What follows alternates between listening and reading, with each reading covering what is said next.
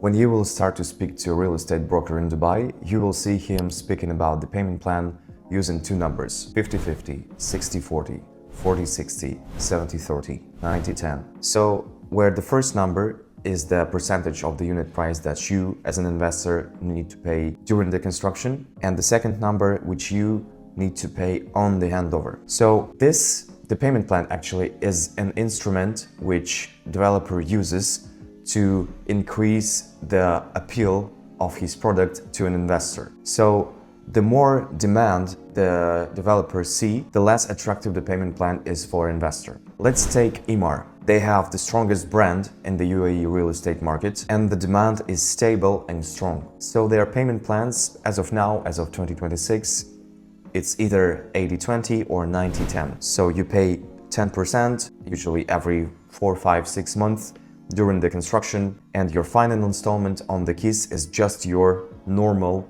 installment during the construction. On the other hand, such developers as Damac or Danube, they use 1% monthly payment plans, which is much more appealing for some investors because they don't have the possibility to pay 10% every 5-6 months. So both strategies of the developer work well for them. But what about you as an investor? What are the advantages and disadvantages of the different payment plans for you? Let's take a closer look. So let's begin with Emaar. Even the payment plan, which at first glance looked like not appealing for anyone, could be actually appealing if you are an end user and you are salaried end user. So your finances are very predictable, and actually for you as the future end user of this property, this is just your way how to spread the payments for 5 years. Like usually it takes 4 or 5 years for Emaar to finish their product. But the list is not finished. Actually, if you're a big investor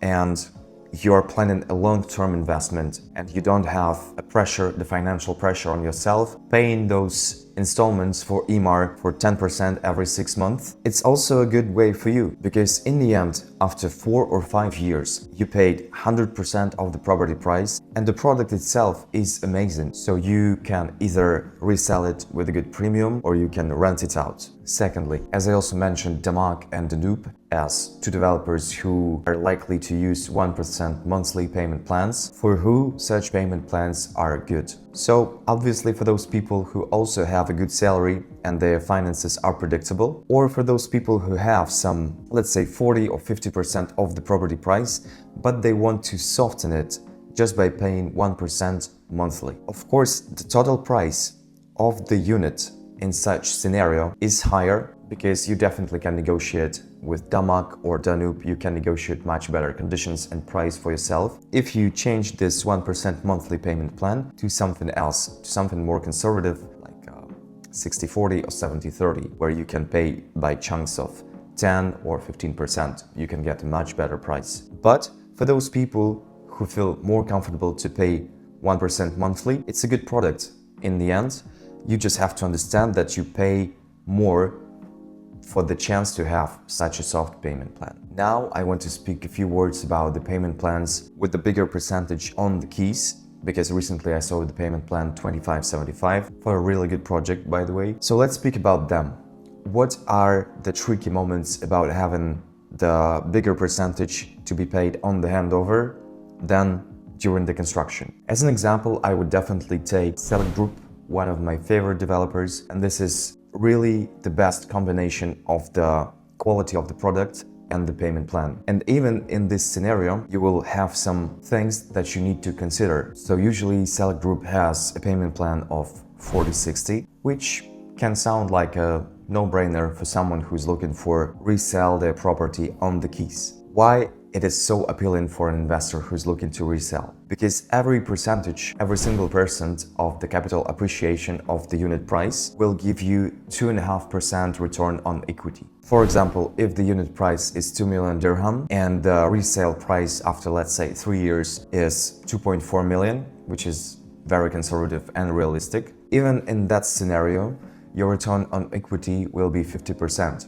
because you paid 40% of the unit price, which is 800,000 dirhams. But what I always explain to my investors, because when people see such numbers, they become too agitated and probably not so rational. What I always explain is that this is too risky to have the full amount of the money of the unit price, because what happens to some investors now in the project of Peninsula? The project is amazing, my favorite project in Business Bay, but there was a factor that no one could predict, the geopolitical factor, and also the combination with the 40/60 payment plan. It really affected badly some investors' expectations. And the reason is very simple. When you have a lot of people trying to resell something as quickly as possible, this market is becoming the market of the buyer, because the supply is too big.